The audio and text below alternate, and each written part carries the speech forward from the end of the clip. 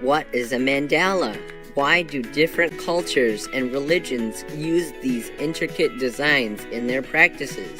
Mandala, the Magical Circle, Part 1 of 2, on Kids Wonderland. Continue watching to find out the answers.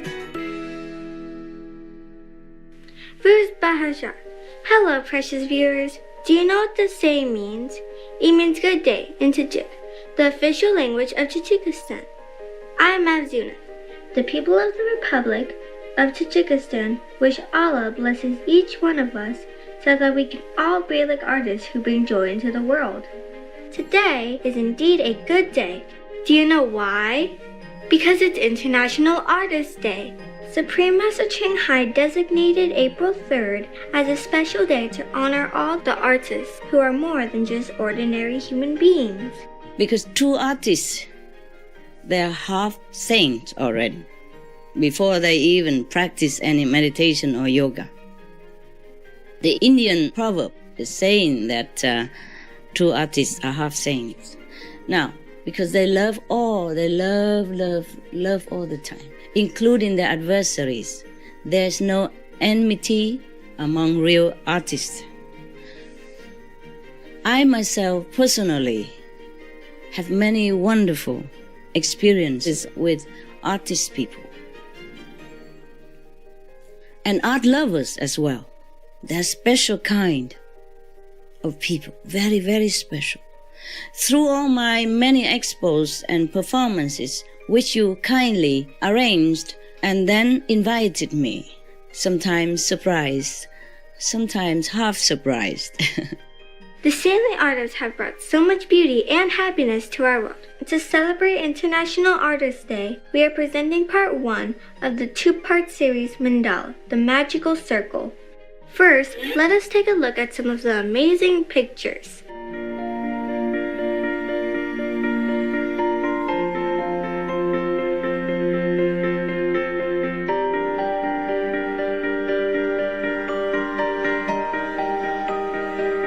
Aren't they beautiful?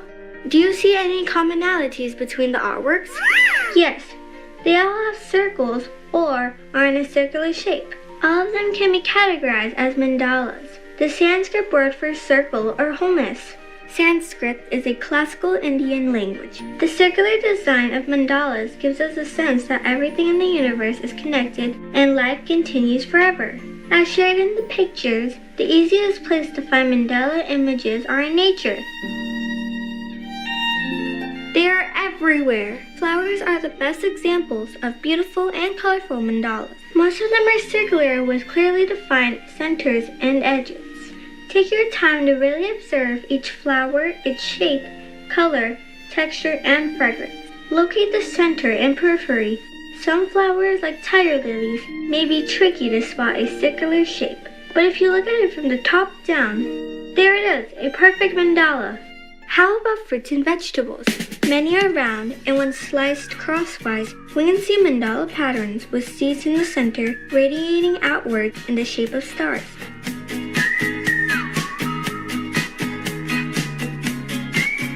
We can find many circular treasures on the beaches too. Seashells, sand dollars, starfish, sea urchins, round stones, and so on. You can paint mandala designs on the shells and stones. Let's see, what else? Oh yes, snowflakes. Do you want to see how snowflakes form?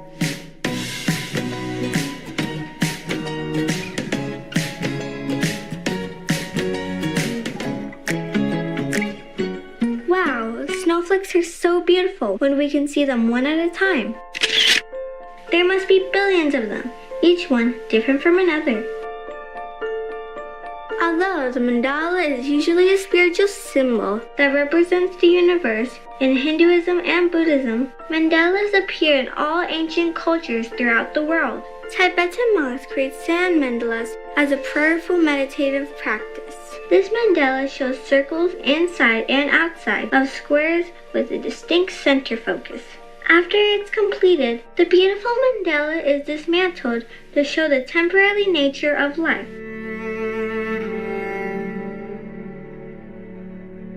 At At the other end of the globe, we can watch a demonstration of a Navajo sand painting, which is also a sacred art. It conveys the god's power. Here, different colored sands are used with skillful fingers. The Aztec calendar is a mandala. That is a sacred calendar of the Mexica. The geometric diagram shows two very different calendar systems, one being the 365-day agricultural year that we follow, and the other is the 260-day sacred year, where the days are described according to the Aztec gods. Interestingly, mandalas are also the astrological zodiac signs. Let's take a look at the sun sign that we are most familiar with today. Another example is the Chinese zodiac. As you can see, Chinese zodiac signs are represented by 12 animals in their rightful positions on a recurring 12-year cycle around the mandala. Starting with the rat, then ox, tiger, rabbit, dragon, snake, horse, goat, monkey, rooster, dog, and pig. They are all my favorite animals. This year, 2021, is the year of the ox. Apparently, mandalas are an art form or a language understood by people from different parts of the world. Why is that? Supreme Master Ching Hai, an enlightened master, also a great artist herself, shares with us some insight about art. 就是艺术根本不用语言艺术不用经过任何的解释的方式。比方说英文、中文，我们不懂，我们是需要一个那个翻译人员的。不过艺术根本不需要，你看那幅画，你就感动这样子。有一些看的画就会掉眼泪，有一些听音乐，即使不懂语言，也会很有那种很神圣的感慨，心情就不一样。也许激动，或是也许感动，或是也许那个突破一些成见的困难，所以艺术非常非常重要。艺术是最好的。I'm sure there are Mandala symbols in other religions and cultures we have yet to discover. One thing is for certain, circles are a magical shape that reminds us of our connection to others as well as to ourselves. Carl Jung, a famous Swiss psychoanalyst, studied mandalas extensively for his own self-growth and with his patients.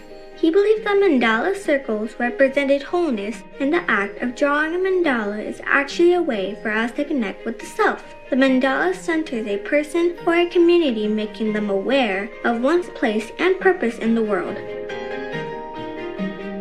Making mandala art helps us concentrate in the present moment, a powerful relaxation tool that promotes inner harmony and balance. That is also not difficult to create. Have you ever made a nature mandala? Here's how to do it. Let's gather in a circle. The English word circle, translated into Sanskrit, becomes mandala. Mandala is a ritual symbol for the universe, the cosmos, wholeness. This simple shape, with all points equal around its centre, has given humans a ready metaphor for the infinite. The cosmic circle, the snake biting its tail, and the sphere whose centre is everywhere are all mandalas, as well as the brightly coloured guides for meditation we recognise from the East. In this activity, we'll work together to create a mandala out of natural elements, symbolising and enacting our connection with nature. We will work together in silence. To collect elements for our mandala, we split into groups of maximum 5 people. Each group goes out into the surrounding area, gathering natural elements without cutting or destroying anything. The intention is to connect and act mindfully. As you search for things to use, you can explore their energy, their story, and their strengths.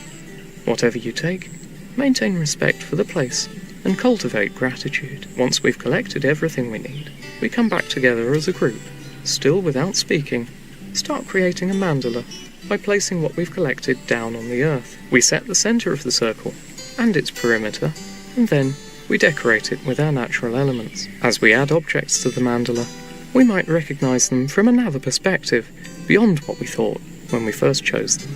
standing back in a circle, what happened during the making of the mandala between you and the group? And between you and nature? What would you do differently if you could do it again? What did you learn from this activity? And how are you going to use it in your everyday life? Each mandala may mean something different to different people depending on the circumstances or time in their life. Wouldn't it be fun to make mandala art with a few friends, quietly, and surprise each other with your creations? All you need is a piece of paper, colored pencils, or pastels. Draw a large circle and a dot in the center. Take a deep breath. Let your heart relax and open to curiosity and wonder, which will lead you to more magical circle experiences.